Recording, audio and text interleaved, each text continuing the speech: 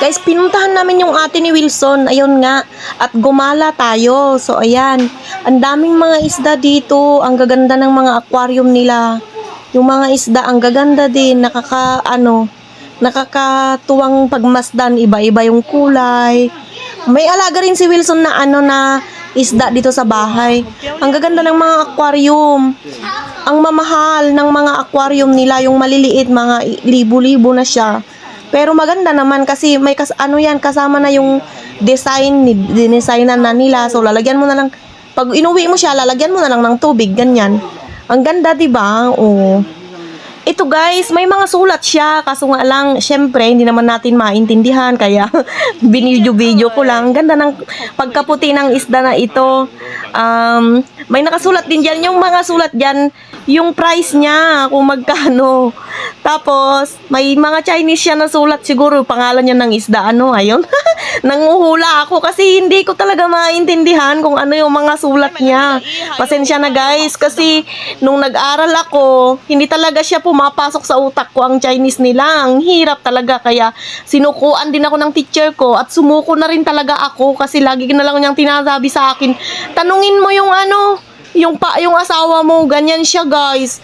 Grabe yung teacher ko noon kasi hindi kami magkaintindihan lagi. Ayan na nga ang ate ni Wilson na mabait. Abay, mabait talaga yan sa akin kasi ating-ate talaga ang dating niya. O, diba? May ate ako dito sa Taiwan. Samantalang sa Pinas, ako ang ate nilang lahat. Ang saya-saya. Ayan kompleto sila dito. May na rin, yung pang-ilalim. Ano ba tawag nila doon? Sand. Oo. So, ayan. Kompleto talaga yung paninda dito. Kaya, maganda sanang mamili, kaso nga lang malayo kami. Kapag bumili ka ng isda dito at pagdating mo dito pag-uwi mo dito sa amin, abay, baka patay na yung isda. Kaya hindi rin kami bumili. Nagtingin-tingin lang, tapos naalala ko, ay, mag-video pala ako, ilalagay ko sa YouTube. O, ayan, di ba? Naalala ko. So, ayan guys, panoorin nyo na lang yung mga isda nila kasi ang gaganda talaga. Mai-inlove ka sa mga kulay nila. Ito guys, kakatapos lang namin ito nag-dinner, tapos dumiretso kami dito kasi katabihan ng ng kainan, kaya ayan, naggala muna pang patagtag ng kinain. O di ba? Ayan, panoorin nyo. Ang dami talagang isda. As in, magsasawa ka diyan. Malayo ito sa amin guys, pero maganda.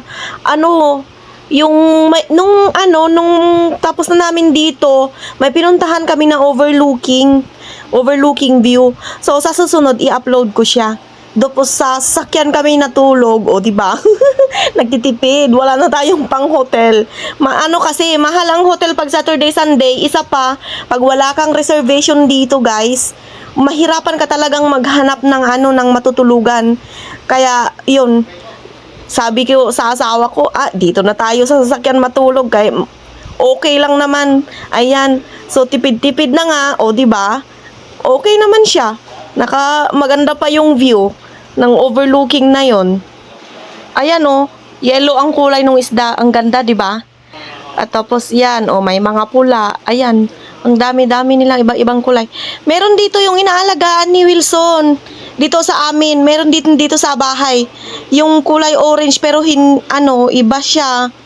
Yun matataba, malalaki yung tiyan.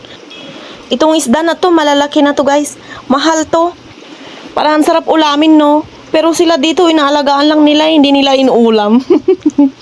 Sinigang, paksiw, gano'n. Ayun guys, salamat sa inyong panunood. Yung nasa dulo yung yung inaalagaan ni Wilson dito sa bahay. Oo, matakaw yung mga yon, hindi sila nabubusog, kain silang kain. Ayan, ito siya. Ito yung nandito sa bahay na alaga ni Wilson. Yan. Grabe ang mga yan.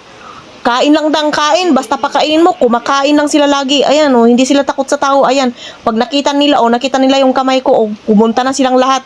Parang gutom na gutom. Ayan Lagi silang gutom niyang mga yan. Ang sarap nilang alagaan. Kaso nga lang, hindi rin pwedeng pakainin ng pakainin kasi hindi nga sila nabubusog at mamamatay daw, sabi ni Wilson, kapag na-overeat din sila. Grabe. Ang dami. Oh, ayan oh. Ang dami nila. Ayan guys, thank you. Salamat sa inyong lahat. Always. Bye-bye. 有啊，那个一周是这个啊。对啊，他们不怕冷啊。你看，他们一起肚子饿。